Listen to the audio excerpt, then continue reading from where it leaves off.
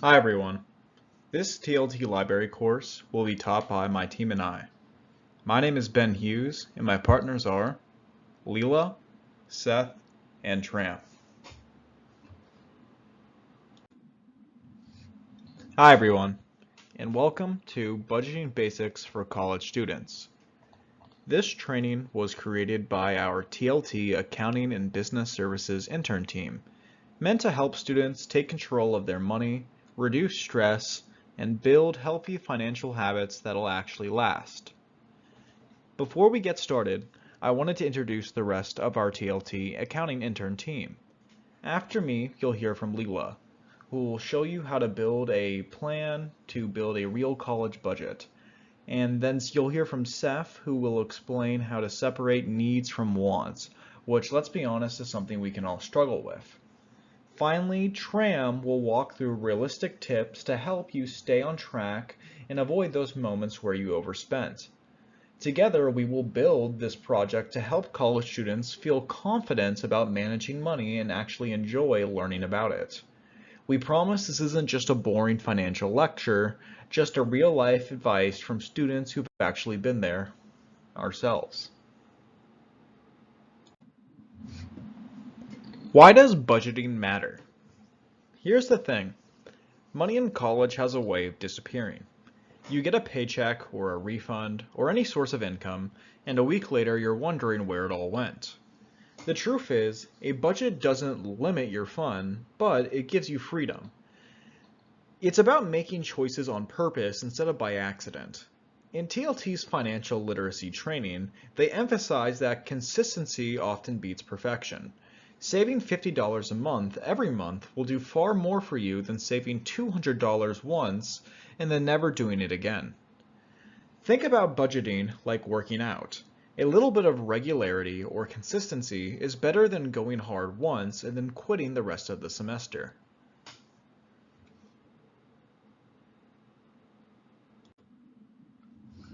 Where does your money go? Let's talk about where our money actually goes according to statistical data. The average college student overspends in flexible areas. Things like food delivery, ride shares, and streaming subscriptions you'd swore you'd cancel tend to be these outliers. In today's economy, it's easy to feel that the issue is that incomes are simply too low. But in reality, that's not always the main problem. More often, it's that expenses are unpredictable. You budget for rent and tuition, but then a $300 textbook or anonymous expenses appear out of nowhere. By tracking your spending, you can catch those tiny leaks before they turn into full-blown floods. You don't need to track every penny, but tracking the dollars is what counts. The main idea is just being aware of where your money flows, so you're not surprised when your balance increases or decreases.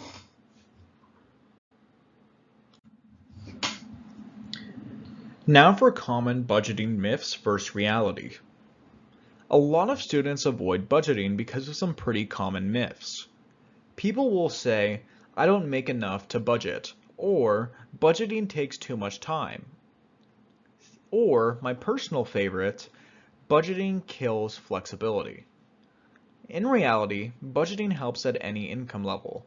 You don't need a fancy spreadsheet or a paid platform. In reality, there are plenty of free apps that can track everything for you. And the flexibility part, that's what budgeting creates. You can say yes to fun stuff without guilt more often because you've already planned for it. And instead of wondering, can I afford this, you'll already know, and that's a great feeling.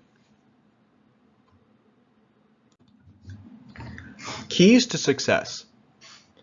Once you start budgeting, a few small habits can start to make a huge difference. Habits like using a free app or spreadsheet to track your spending can be very helpful. Also, automating your savings, even small amounts like $5 or $10 a week, adds up over time. Additionally, checking your progress weekly and celebrating your small wins helps you be consistent financially. When you hit a savings goal or manage to stay under budget, reward yourself. Not by blowing through all your savings, but maybe treating yourself to something realistic you earned. Budgeting isn't about being perfect, it's about being consistent. Over time, those little wins will build your confidence and, more importantly, your financial independence. Now, handing it off to Leela. Hello everyone, my name is Layla and I will be covering the budget planning portion of budgeting basics for college students. For young adults just starting college, creating a budget is one of the most critical steps in beginning life outside of high school.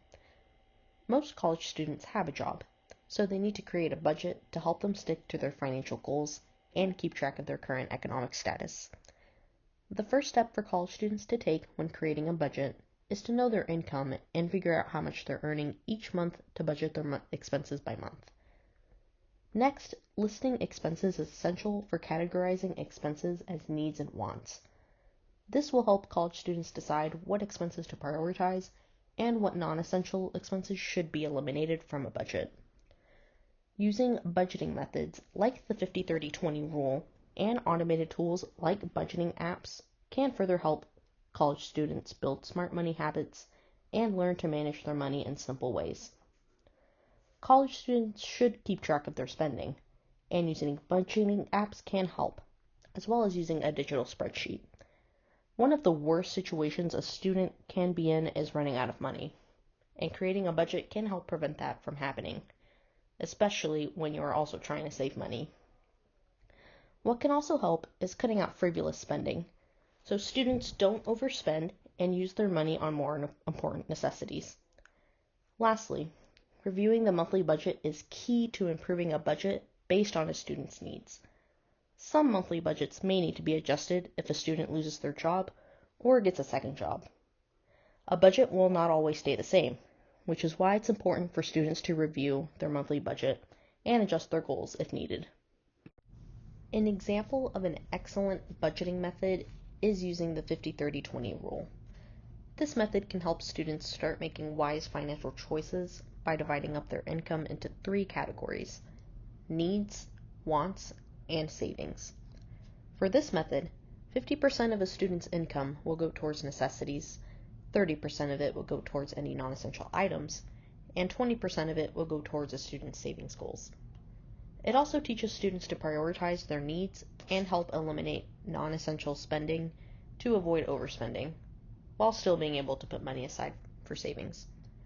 Depending on a student's saving goals, the money put towards savings could go towards an apartment, classes, or an emergency fund. I would most likely recommend that a student save for an emergency fund, because you never know what situation you may find yourself in, and having extra funds can help a student get out of a tough situation. It's always better to start saving sooner rather than later, even if you're putting a small amount of money into your savings.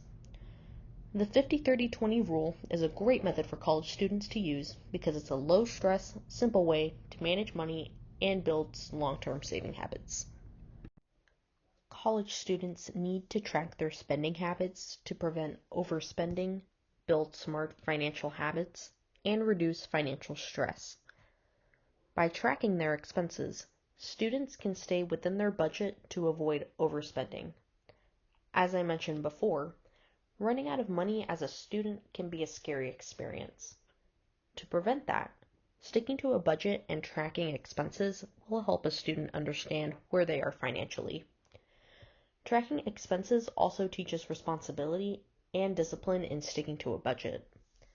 This is to avoid financial stress and maintain control over your finances. A good way for students to track their spending is to use budget tracking apps. This method is easy to use and can provide spending summaries, helping students obtain an overview of certain spending patterns. Another way to track expenses is by using a digital spreadsheet, such as Microsoft Excel. Students can categorize their expenses and see visuals of their spending to better understand where their money is going. Next, Seth will touch on college students separating their needs from wants to help students create a budget. Hello, everyone. I will be covering needs versus wants. When deciding on a budget, it's important to differentiate between the two. Needs are something that you absolutely cannot live without, such as food, clothing, and water, among many other things. On the other hand, wants are something that you would like to have, but do not outright need in order to live, including, but not limited to, entertainment, traveling, and subscription-based services. This does not mean that you should avoid wants altogether. It's perfectly fine to have wants as long as you prioritize your needs first. Also, keep in mind that the specifics of needs versus wants often vary by person. Some wants for one person could be needs for another, and vice versa. For example, many people have come to rely on cell phones so much that they have no alternative for their various uses, in which case cell phones are a need. However, others have other ways of communicating over long distances, searching for information online, and other such functions, making cell phones a want. So, when distinguishing, you should ask yourself, can I live without this? Do I have alternatives? Is there a better way? Can I wait? And other questions that will help with prioritizing. Now, Tram will end our presentation with some tips to avoid diverting from your intended budget plan. Hi everyone, my name is Tram, and now I'll share some tips for successful budgeting that can help college students manage money better. Budgeting might sound boring or difficult, but it's really about building small habits that make a big difference. If we practice them regularly, we can avoid spending too much and start saving for things that really matter. So, the first tip is to track your spending. This means that writing down everything you spend in a week, even small things like snacks, drinks, or Uber rides, because it's easy to forget how much those small purchases add up. And you can use free apps like Mint or just make a simple Google Sheet. The key is to review your spending every week. When you look at where your money goes, you'll probably notice patterns. Maybe you're spending too much on coffee or eating out. And once you see that, it becomes much easier to decide what you can reduce or cut back on. And tracking is the first step to staying in control of your budget. The second tip is to set realistic goals. Many people make the mistake of trying to save too much and too quickly and then give up because it feels impossible. Instead, start small.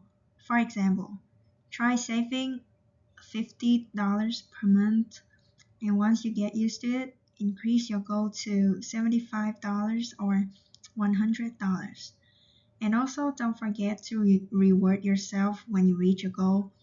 It doesn't have to be something expensive. Maybe treat yourself to a nice meal or a movie night. Because small rewards help you stay motivated and remind you that saving money can still feel good. And remember, budgeting is not about being perfect, it's about making steady progress. The third tip is to build an emergency fund because college life can be predictable. Your laptop might stop working right before finals, or you might need to buy extra textbooks or pay for a surprise expense. And having emergency savings will help you stay calm and avoid using credit cards or borrowing money. So try to save at least $200 to $300 at your starting goal and keep it in a safe account that you don't touch unless it's really necessary. It may not seem like much, but these small amounts can make a big difference and reduce a lot of stress when something unexpected happens. And the last tip is to avoid impulse buying. This is something many of us struggle with, especially when there are sales or we see something like we like online. Before you buy, just stop and ask yourself, do I really need this or do I just want it right now? A good trick is to wait 24 hours before buying something you didn't plan for. and most of the time, after waiting, you realize you don't actually need it. And another way to control impulse spending is to focus on needs, not wants, like paying for food, rent, or transportation first before thinking about entertainment or new clothes. So, to wrap up, remember these four main tips. First, track your spending to know where your money goes. Second, set realistic goals so you can stay consistent. Third, build an emergency fund to prepare for surprises. And the last one is avoid impulse buying by thinking before you spend. So these small habits might seem simple, but they really can make your budgeting plan easier to follow and much more successful.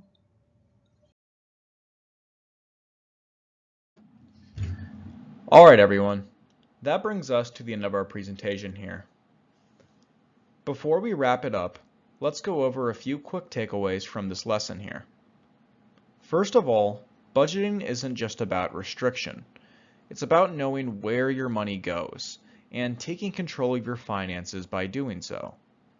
Even small, consistent habits, like tracking your spending or planning for expenses even in the future, can make a huge difference.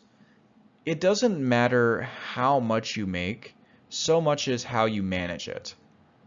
By building a budget and managing it early, you're setting yourself up for financial independence and less financial stress later on. Remember when we talked about needs versus wants? It's also important to remember that needs and wants look different for everyone. The key is to plan and find a balance between the two of them. Now that we've covered over all of the main points in this lesson, we're going to switch things up and we're going to see how much y'all remember. At the end of this now, you're going to see a short quiz and it's going to test your budgeting knowledge. It's just for fun, so don't stress over it, but please give it your full attention. So let's jump in now.